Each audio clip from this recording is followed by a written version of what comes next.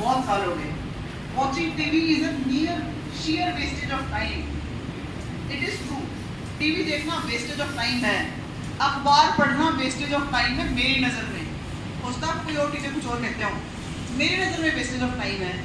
अखबार में न्यूज़ कैसी आती है, वो मेरी बेटी भगा देखो, हाँ बच्ची के साथ हुआ दुर्व्यवहार, उसको सुनाई फांसी की सजा। या एक खड़े परसों आया था ना, एक खड़े में ट्रोले के अंदर किसी जाकर के ट्रक ने मारी टक्कर, ट्रक में मवेशी भरे हुए थे, 3 गाड़ियां जल के खत्म हो गई, 5 आदमी जिंदा जल गए जिनके कंकाल नहीं मिले, 20 मवेशी जल गए।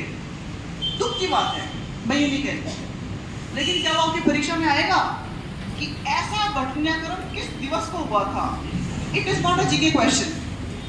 और हम क्या है, फोटो देखी, जी चाल को पढ़ने लगा, आधी घंटा खत्म कोयो को नहीं।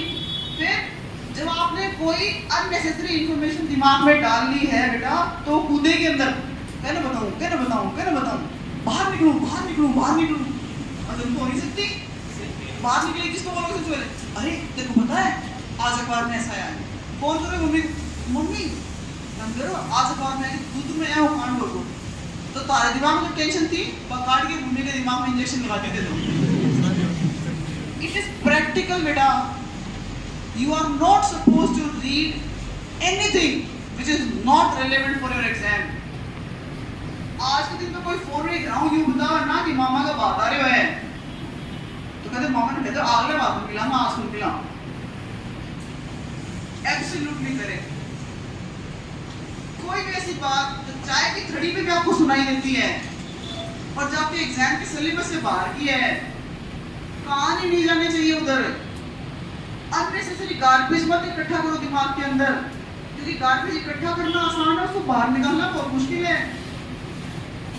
अब जैसे मैंने आपको कहा दुदू के पास में, आपको ये याद नहीं होगा कि दुदू के एमएलए साहब कौन है या दुदू जिला किस दिन बना, लेकिन आपको जिंदगी भर के लिए बात याद रहेगी कि मुक्ता मैडम ने इस प्लेटफॉर्म से ऐसे कहा था कि 3 दिन पहले एक एक्सीडेंट हुआ था जिसमें 5 लोग जिंदा जल गए, क्योंकि ये न्यूज़ सेंसेशनल है।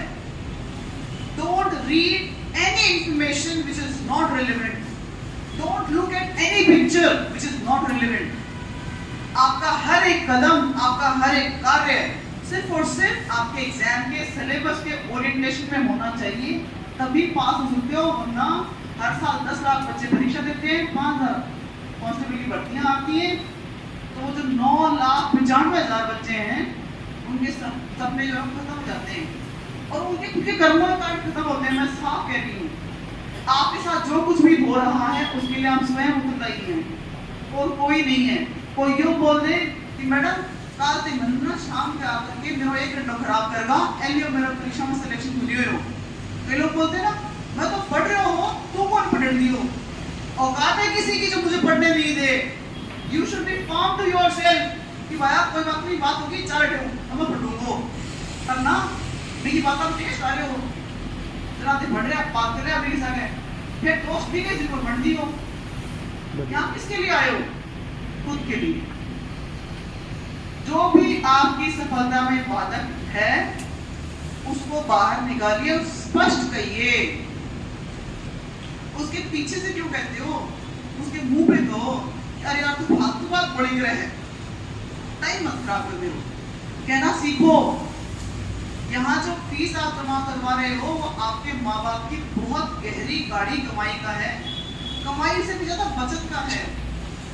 कमा लियो, खा लियो, खत्म हो रुपये तो अट्ठे जो आ रहे हैं ना पैसा, तब बचत का है, बचाना बहुत मुश्किल है। Very very difficult to save money. तो हमेशा उसको याद रखिए कि यहाँ किसके लिए आए हो। यहाँ अच्छे कपड़े पहनने नहीं आए हो, मौज मस्ती करने नहीं आए हो। सर हम नीचे एग्जाम्पल बता रहे हैं, आप बोले टावर आए हो, वो फीस तो जमा करा दी, अगले दिन घर की रोटी खाई, मतलब किसी ही वो staying in some hostel and he complain to his father saying कि ना आलू और मटर अलग अलग पड़े, आप पानी पानी से जोड़ लो।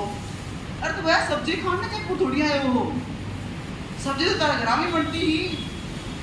आप ये याद रखिए आप क्यों आए हैं, आपका प्राइम गोल क्या है। बाकी सब चीजें सेकेंडरी है। यहाँ आप अच्छा खाना खाने नहीं आए हो, घर से बाहर अच्छा खाना मिले गारंटी नहीं है। अच्छी चाय पीने नहीं आए हो, अगर आपके मुंह में से 5 बार दिन में बात निकलती है ना, अरे यार केक रूम में हॉस्टल में बहुत बेकार चाय मिले, इसका मतलब आपने दिमाग में आपका परम लक्ष्य भर रखा है चाय अच्छी मिलनी चाहिए। मुंह में से ये सवाल निकलना चाहिए, अरे यार सर ने जो कल टॉपिक पढ़ाया था मुझे याद नहीं हुआ, मुझे याद करना है। समझ रहे हो?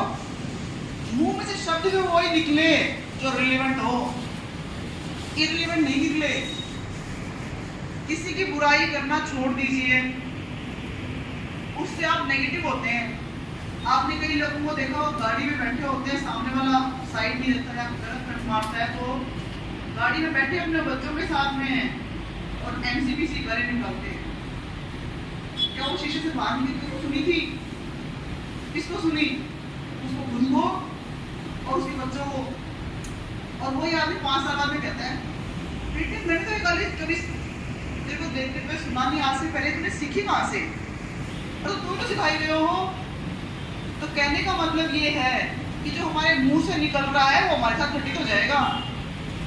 तो मुंह से अपने लिए अच्छा बोलिए, दूसरों के लिए भी अच्छा बोलिए, नेगेटिविटी को मत पनपने दीजिए। मैं कोई साधु नहीं हूँ, पर मैं एक स्ट्रॉन्ग बिलीवर हूँ कि हमारे साथ जो भी होता है उसके पीछे हमारे कर्म, हमारे वचन दोनों बहुत अहम रोल प्ले करते हैं। रोज सुबह उठते खुद को कहिए आज मेरा दिन है, मेरा दिन अच्छा जाएगा, मैं ढंग से पढ़ूंगा और सारा पढ़ाया हुआ रिवाइज करूंगा। 3 बार ये सेंटेंस बोल देना, फिर देखो पूरे दिन कितना मोटिवेटेड रहते हो। ये सब यहाँ का खेल है, सच्ची में यहाँ का खेल है। यहाँ से निकलते हैं हार्मोन्स।